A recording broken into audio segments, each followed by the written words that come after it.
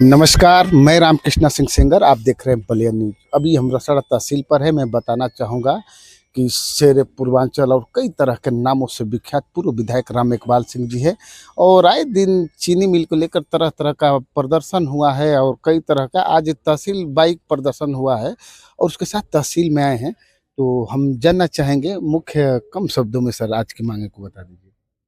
हम रसड़ा चीनी मिल बलिया जनपद में एक ही उद्योग है, चीनी मिल था। लोकनायक जयप्रकाश नारायण जी का जन्मदिन है। हमारे बलिया के लिए गौरव थे और भारत की आज़ादी की लड़ाई को उन्होंने टॉप के स्तर पर लड़ा, अपनी ज़िंदगी पूरी न्यौछावर कर दिए। अगर उनके ज़िले में एक ही उद्योग बचा था, गन्ना उद्योग और चीनी मिल, तो उसको भी लोगों ने बंद कर दिया।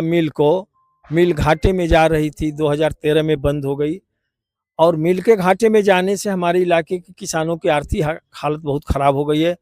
हमारे इलाके के नौजवान Dubai, Qatar, Oman, Madhya Pradesh, Chhattisgarh और गुजरात, महाराष्ट्र में जा कर के मजदूरी करने के लिए बाध्य हो गए हैं। यहाँ से जितनी ट्रेनें जाती हैं सब मजदूर लेकर के जाती हैं, चाहे वो लड़का बीए पास हो, एमए पास हो, कोई नौकरी तो उसको है नहीं। इसलिए हम सोचते हैं कि मिल अगर चल जाती तो कुछ लोग हार्ड वर्क करके अपनी ज़िंदगी खूबसूरत बना सकते थे।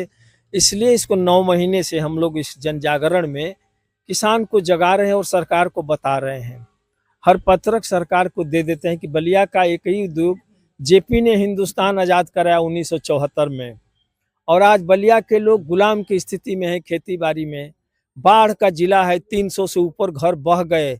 आज तक ये देश अस्थाई व्यवस्था बाढ़ से बचने के लिए बलिया की नहीं किया। अस्पताल नाम की कोई चीज़ नहीं है, न जिले में न्यूरो सर्जन है, न हार्ट सर्जन है, न न्यूरोलॉजी का डॉक्टर है, न ईएनटी का डॉक्टर है। ये सब मऊ से लेकर लखनऊ बनारस रेफर होते हैं। जब जरूरत थी तो गुलशन को लहू हमने दी, बाहर आई तो कहते हो तेरा काम नहीं। हमें छोड़ दिया है लोगों ने रास्ते में, हम टेल पर हैं इस प्रदेश का। लोग निकल गए आगे, कोई मुड़ कर भी नहीं देखता। और हमारे जिले के जो माननीय लोग हैं उनसे मैं कहना चाहता हूँ, आपके हाथ में संविधान का पावर सीधा है, अपने पावर का सदुपयोग करो और बलिया में एक ऐतिहासिक शिक्षण संस्थाएं खोलें, जैसे बीबीए है, एमबीए है, बीसीए है, बीटेक है, एमटेक है। ये संस्थाएं जब तक नहीं खुलेंगी तब तक बलिया के लड़के बाहर ही जाएंगे, बाहर ही पढ़ेंगे, बाहर से ही नौकरी करने चले जाएंगे। पलायन हो रहा है भारी मात्रा में।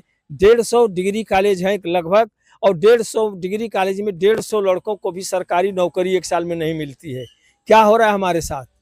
इन सारे सवालों को लेकर के स्वास्थ्य और गन्ना मिल पर हम लोग चल रहे हैं। जो भी लोग झूठ बोलते हैं कि हमने बड़ा सुंदर अस्पताल बना दिया है, लोग अपनी जनता से झूठ बोलते हैं। मैं सोच नहीं पाता कि आज़ादी के 79 साल में कैसे नेता पैदा होने लगे हैं जिनके कलेजे में सच्चा बोलने की दम नहीं है, तो गोली की ताकत कहाँ से बर्दाश्त कर सकते हैं देश के लिए।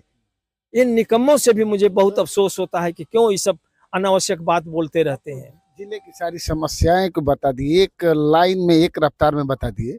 अभी हाल ही में 2 दिन पहले पूर्व मुख्यमंत्री मायावती ने एक भव्य रैली कांशीराम की जयंती पर की थी, मान्यवर कांशीराम जी के। तो उस रैली से आने वाला 2027 चुनाव पर क्या प्रभाव रहेगा? मायावती जी के पास जो एक विधायक है वो भी शून्य हो जाएगा, क्योंकि वो जो ऐसा रैली में देखा जाए कि 6 कुर्सियां लगी थी, उसमें विधायक जी का स्थान था। मैं तो कह रहा हूँ कि जिसकी पाकिट मोटी मायावती का वही तिलक हो जाता है, वही हार और वही मुकुट देता है। वही लाल वाली नोट भी दिया था, आपको नहीं जानकारी है, मुझे है।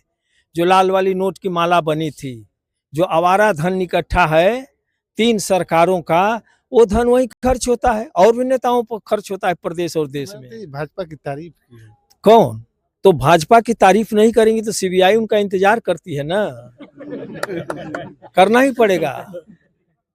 हैं? साम दाम दंड भेद सपा को बड़ा गलत शब्दों से संबोधन नहीं करना चाहिए किसी को। एक आपने फेसबुक पर पोस्ट किया था कि पढ़ाई लिखाई मायावती जी को लेकर, क्या उसको समझा दीजिए थोड़ा। नहीं, मैंने कहा ना कि कोई भी सभ्य और शिक्षित आदमी किसी भी पार्टी और विरोधी को भी, आपको ध्यान होगा, एक फांसी के मुलजिम को भी फांसी जब जज देते हैं सुप्रीम कोर्ट के, हाई कोर्ट के, जिला के, तो उसके नाम के आगे श्री लगाते हैं कि सो एंड सो इस केस में दोषी पाए गए।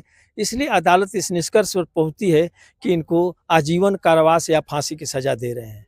तो जो चीफ मिनिस्टर, जिसका प्रोटोकॉल इतना बड़ा होता है कि हाई कोर्ट के जज से भी बड़ा होता है, अगर वो दोगला शब्द प्रयोग करे, 2-3 बार किया है उन्होंने, तो मुझे नहीं लगता है कि उनका पुराना संस्कार बोल रहा है कि वो बोल रही है। ऐसा मुझे चर्चा हो रही है कि अब बहुजन समाज पार्टी की सरकार बनेगी तो उमा शंकर सिंह को मंत्री, उप मुख्यमंत्री बनाया जाएगा, तो क्या देखिए, अब उस पार्टी के अंदरूनी बात मैं क्या कर सकता हूँ। न मन तेल होगी न राधा नाचेंगी, पहले अपना तो देखें, पहले अपना देखें तो किसको बनाएंगी और किसकी नोट गिनेगी तो समय बताएगा। भाजपा के लोग बड़ा तारीफ करते सोशल नेटवर्क पर निकले कि देश के समर्थन में बोली, देश विरोधी नहीं बोली, धर्म विरोधी मायावती जी नहीं बोली। कहाँ इतना समर्थन मिल रहा है उनको? अब ये तो भाजपा का वो आदमी बताएगा जो उनका समर्थन में कीर्तन गा रहा अब भाजपा में ही है अभी फिलहाल। भाजपा वाले हमसे सब राय थोड़े लेते हैं, अगर राय लेते तो मिल चल न गई होती अब तक। लेकिन क्या ऐसा मायावती जी में दिखा कि तारीफ किया जा रहा है?